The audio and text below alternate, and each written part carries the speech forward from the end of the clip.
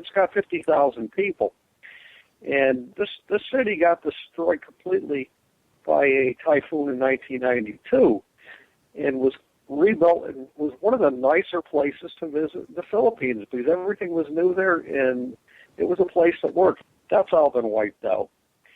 And even in the big city of Cebu, which is, I think it's the third largest city in the Philippines after Manila and Davao,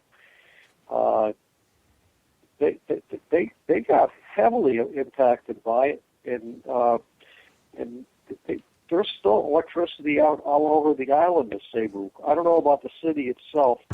I know the airport there, it's an international airport. It's functional. That's where relief effort has been staging from. I know FedEx has been bringing in planes into Cebu and transferring that onto the military planes that can go over to Tacloban, because that's the only airport of any size on that island.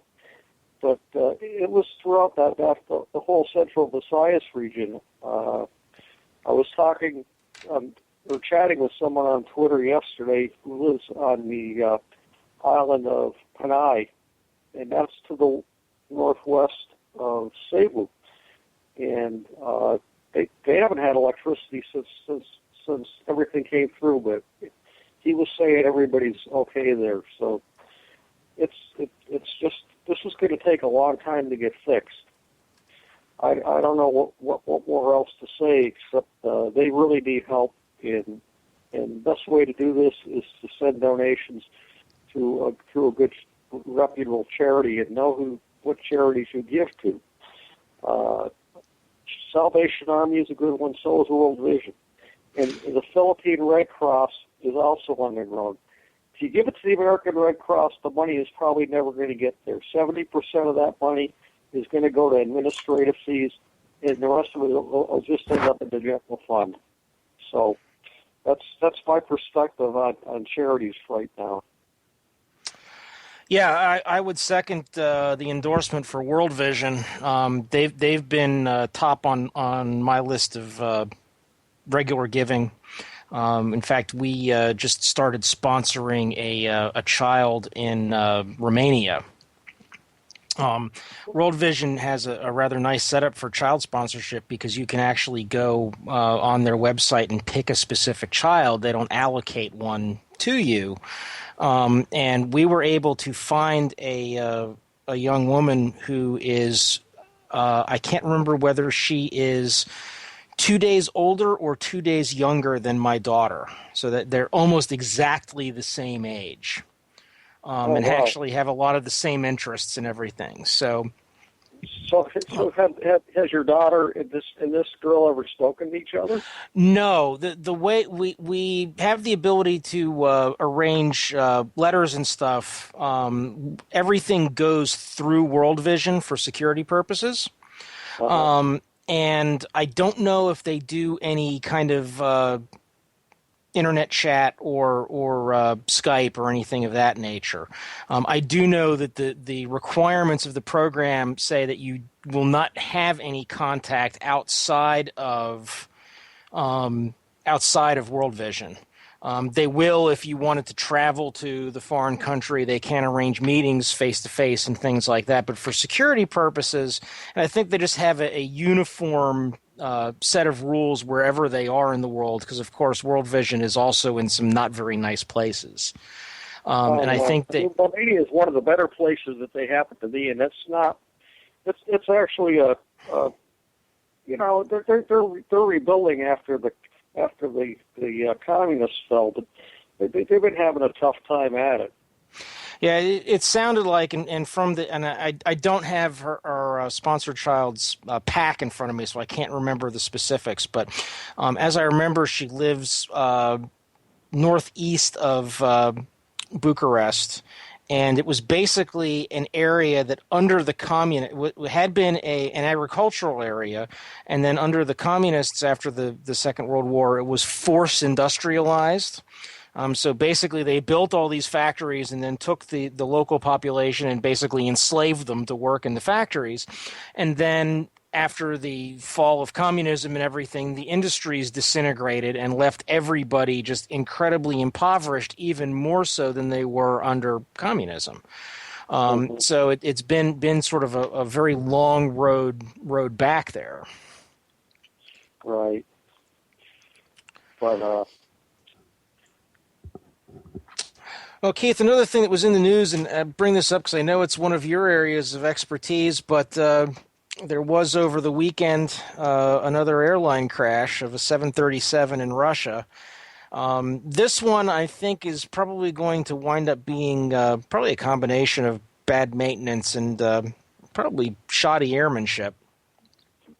probably pilot error. And I, not knowing the details, we never will know the details because the Russians aren't going to ever release anything. They don't have anything like the National Transportation Safety Board that goes in and does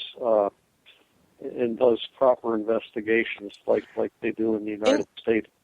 True, but interestingly enough, I just read this this afternoon, but apparently the NTSB. And this is being reported by, let me get up the actual link. This is being reported by RT.com that I don't know whether the Russian officials requested it, but the NTSB has sent 3 people to assist with the investigation. Well, they want to be over there because it's a Boeing airplane, and anytime there's an accident that involves an airliner that was built in the U.S., instantly, the lawyers are going to come out and sue the manufacturer of the plane, and it doesn't matter what sort of maintenance the plane was done on the plane or how old the plane is. The manufacturer is always held a certain amount of liability. So the NTSB probably needs to be involved if the Russians will let them do it. In some places, they just won't let them in. Yeah, just looking at the history of the plane, it was a fairly young aircraft by commercial airliner standards. It was only 23 years old, or 23 plus, I guess, which provided a plane is adequately maintained. That's no big concern. But it has seemed to have bounced around. It was initially delivered in 1990 to Ural Air, and then belonged to Air France Uganda Airlines, Rio Sul Blue Air, Bulgaria Air, and then to its current to its last airline of Tatarstan Airlines. Apparently, it did have a emergency landing last year, almost a year ago, November 26, 2012, due to a failed cabin pressurization shortly after takeoff. I do not know, or did not look through and click through on links to find out why, what the root cause of that was determined to be. And actually, looking at the Aviation Herald, they don't have anything that says that cause was determined.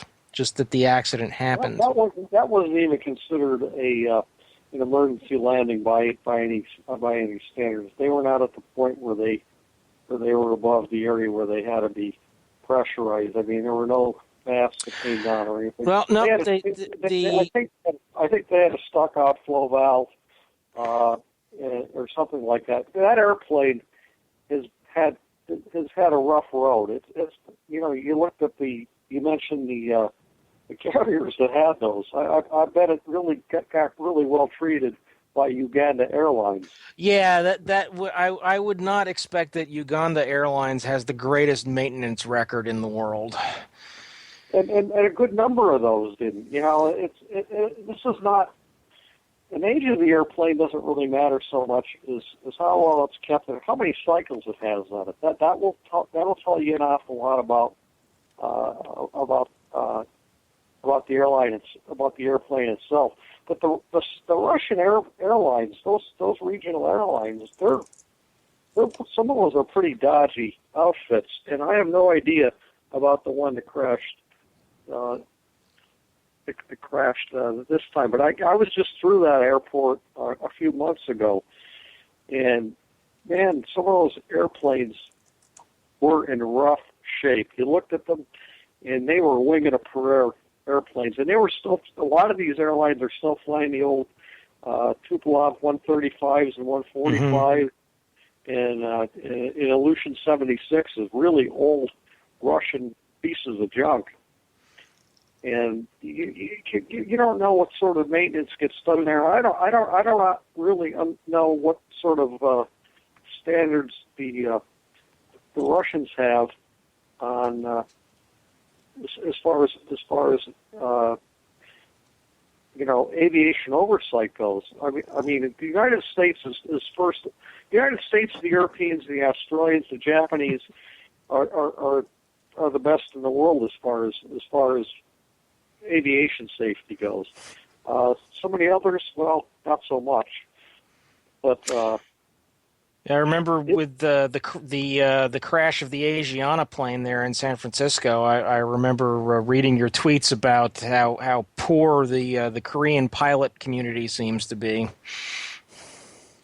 They are. They're the scariest bunch of people I ever had to deal with the Koreans. It's best way to describe their pilots, the ones I've ever known, are Asian cowboys. They got this can-do attitude.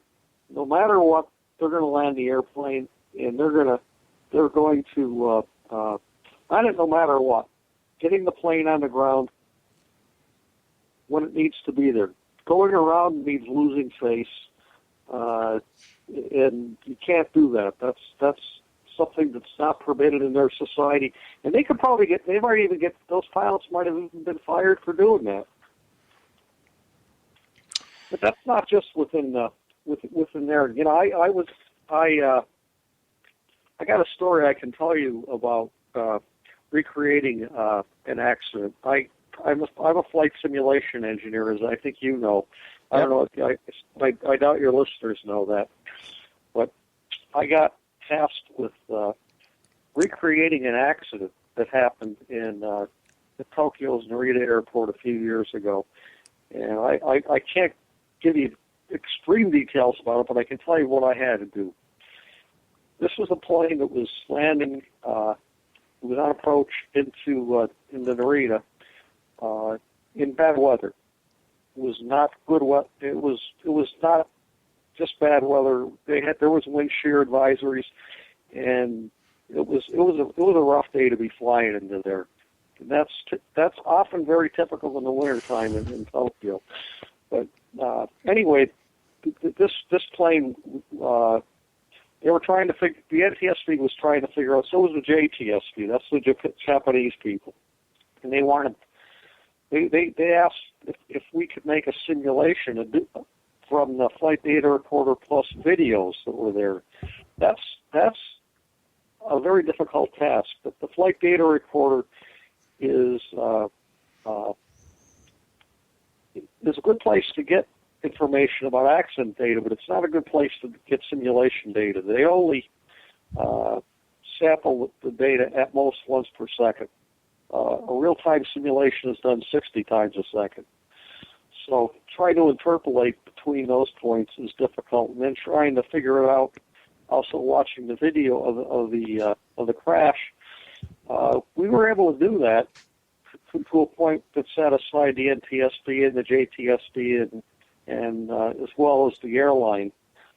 And it was scary as hell to try to fly this replay of this simulation in the simulator. And you wonder why the pilots didn't go around. And it was strictly pilot error. Undoubtedly. They screwed up in about 20 different ways. and this was an American outfit. This was not some sort of a fly-by-night Asian outfit. But fortunately, the pilots both died in the accident, and fortunately it was a cargo airplane, so there were no passengers on there. Otherwise, they would have all been killed. It was an awful accident. And well, Yeah, the I think we could probably do a entire program talking about aviation safety issues. I've got a couple other folks I've thought of to